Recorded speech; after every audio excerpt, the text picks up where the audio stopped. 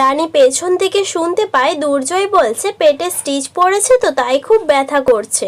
রানী ভাবে দুর্জয়ের পেটে কেন স্টিচ পড়েছে। এরপরে রানীর কাছে একজন ফোন করে বলে এখানে সবাই বসে আছে ফ্রিতে চিকিৎসার জন্য, আপনি কোথায়? রানী বলে আমি আধ ঘন্টার মধ্যে আসছি। রানী আরো ভাবে বাড়িতে না গেলে আমি কিছুই জানতে পারবো না, আর দুনিকেও তো স্কুল থেকে আনতে হবে, তার আগেও বস্তিতে গিয়ে সব কাজ সারতে হবে। এদিকে শুক্লা চিৎকার করে বাড়ি মাথায় তোলে। দেবু বলে শম্পা ঠিক দুনিকে নিয়ে আসতে পারবে। অনিশা জয়কে নিয়ে বাড়িতে ঢোকে। শুক্লা বলে কি হয়েছে ওর?